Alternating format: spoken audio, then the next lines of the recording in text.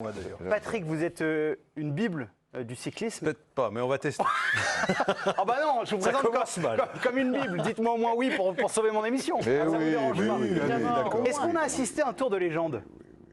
Je crois que c'est un peu excessif. Ah. Je crois que c'est excessif parce que, effectivement, il y a eu une étape, oui, qui restera dans les mémoires, c'est l'étape du Granon, par la rareté d'ailleurs de son arrivée, par le déroulement et surtout le rebondissement qu'elle nous a offert. Oui, cette étape, on ne l'oubliera pas. Après, il faut toujours rester prudent, d'abord avec la légende, parce que la légende, elle se construit souvent après coup et pas avant. Donc on verra un petit peu ce qu'il en reste. C'est ce qui est le plus difficile, d'ailleurs, je crois, Il pour un m'arrange pas pour journaliste. aujourd'hui. De quel que soit le sport, pour un journaliste, ce qui est le plus difficile, c'est d'essayer de sentir. percevoir, de sentir ce qui va rester après. Ce qu'on appelle dans le jargon le bilan consolidé. Voilà. Pas mal. Oh, dans ton jargon, il y a que toi, Greg. Je ne connaissais pas ce terme. Mais si, mais il bravo. connaît, il se voit très bien de ce qu'on verra. Non, il sait pas, mais il n'ose pas vous le dire. Mais si, Allez-y, Patrick. il voit très bien. Bon, bref, quoi qu'il en soit, c'est vrai qu'on retiendra. Qu'est-ce qui fait la légende? Souvent, en tout cas dans le passé, c'était un duel. Oui. Et effectivement, on a eu un duel. Objectivement, on a eu un duel entre Pogačar et Vingegaard. Donc, on peut dire que l'une des conditions a été remplie. Ensuite, il faudra attendre, effectivement, patienter, voir à l'épreuve du temps, voir aussi si... Enfin, pour moi, un duel est important aussi quand les deux protagonistes sont capables de donner une suite à leur histoire. Alors, Pogačar avait déjà gagné 2 fois le Tour de France. On peut dire qu'il avait rempli quand même son contrat. Je suis intrigué de savoir s'il sera capable de rebondir. Bref, si, pour reprendre l'expression d'un autre confrère qui vous est cher, Pierre Carey, qui parle de coureurs jetables. Et c'est un peu dur, mais est-ce qu'on n'est pas en train de rentrer dans une nouvelle ère où l'on trouvera de jeunes coureurs arriver très vite à maturité, mais disparaître aussi très Là, rapidement? vous me parlez de qui? Vous me parlez Bernal. de Vingegaard?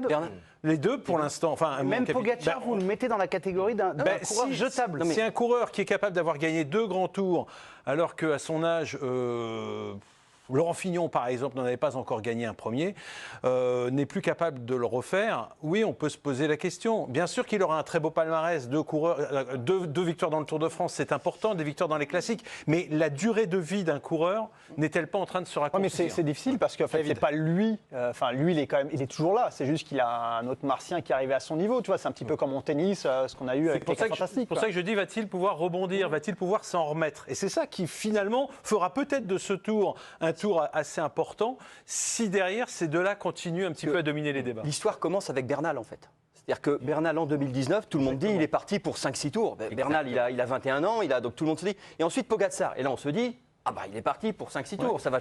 Et là, arrive Vingegaard. Ah bah, il est parti pour 5-6. C'est vrai qu'il y a un côté switch auquel on n'est pas habitué. Non mais d'accord, mais messieurs, c'est peut-être un raisonnement sommaire, mais c'est juste que le vélo progresse, qu'il y a de plus en plus de grands champions, et donc que ça donne des compétitions plus enlevées. On n'est pas obligé de tous de les foutre à la poubelle. Candice, pour vous, c'était un tour de légende? Oui, alors je ne suis pas spécialiste comme Patrick, mais moi je regarde un peu comment on a vécu ce Tour de France. Déjà, c'était promis à Pogačar, c'est pas lui qui a gagné. Il s'est battu, il a été battu, il y a eu le duel jusqu'au bout, il est tombé, il y a eu une bataille jusqu'au bout entre les deux. Donc ça déjà pour moi c'est quand même assez important. Après il y a les autres. On parle de Wout van Aert qui a fait quelque chose d'incroyable, on n'arrive pas à le définir. Après il y a les Français, il y a aussi tous ces coureurs qui ont dit mais moi je suis au bout du rouleau, c'est plus possible, et qui ont finalement eu presque une renaissance pour certains.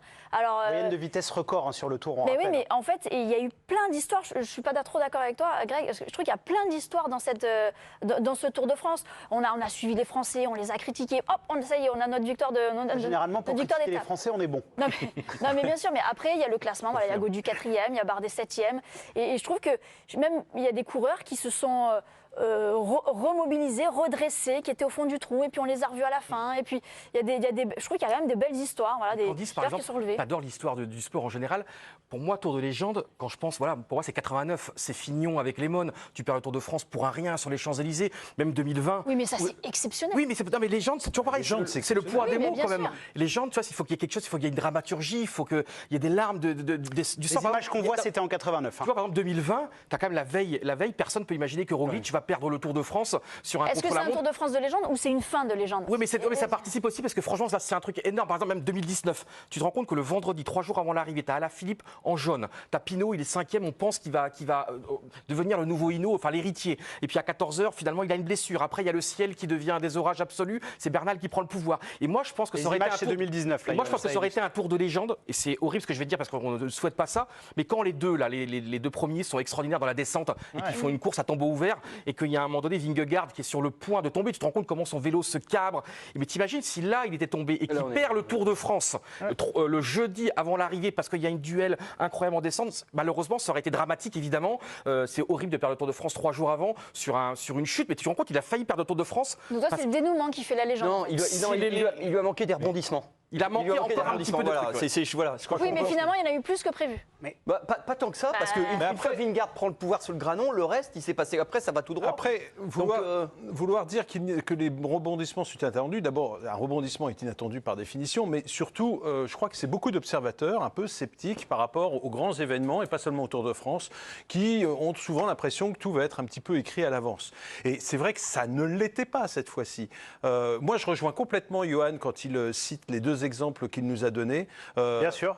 C'est pour ça qu'on avait des illustrations, parce que c'était 2 tours que vous aviez choisis, 89 il me et les a 2019. piqués quand même, gentiment. Mais C'est il le me les a talent des piqués quand chroniqueurs de même. l'équipe. Son ami, il est passé à la photocopieuse, il a vu.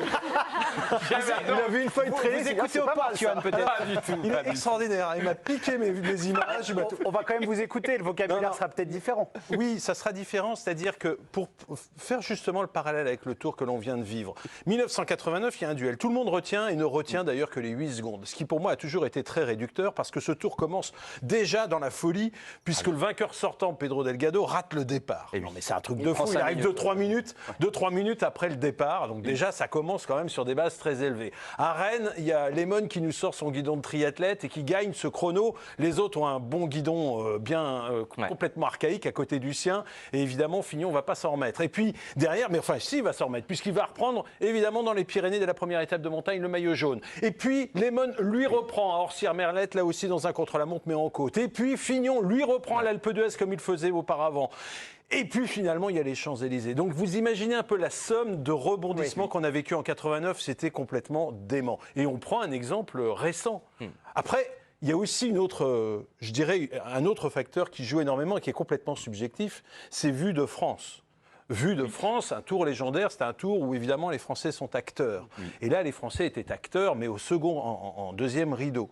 Donc ça a quand même furieusement manqué sur ce Tour de France. Bien sûr, j'admets tout à fait le côté chauvin, cocardier, tout ce que vous voulez, mais quand C'est pour ça que vous aimez bien 2019. Quand on parle de 2019, on aurait pu évoquer 2011 avec Thomas Vauclair, mais on aurait pu en évoquer d'autres. Hein. Bien sûr, Poulidor-Anctil en 66, etc. Il y a plein d'exemples. L'histoire est riche de tout ça. Et à chaque fois, il y a quand même un Français dans cette histoire. Et là, il n'y en avait pas.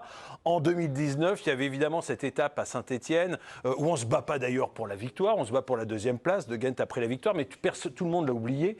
Et parce que, il y a cette alliance de circonstances entre Alaphilippe, dont on n'imagine pas qu'il puisse viser la victoire sur le Tour de France, d'ailleurs, à ce moment-là, et Thibaut Pinot, qui lui en a fait clairement son objectif. Ni l'un ni l'autre ne vont finalement l'emporter. Par rapport à, parce que vu que vous parlez des Français, David Gaudu, qui fait quand même 4e de ce Tour, pour vous, c'est pas suffisant qu'un Français dans un Tour qui est très relevé, et ça c'est tous les coureurs qui le disent pour le coup, ça ne vous suffit pas à ajouter quelque chose de plus pour la légende? Pour en faire un tour de légende, non. Pour la légende de David Gaudu, je veux croire que dans sa construction de coureur cycliste, ce sera une étape importante. En tout cas, j'imagine que lui va le croire, sinon il faut désespérer de tout.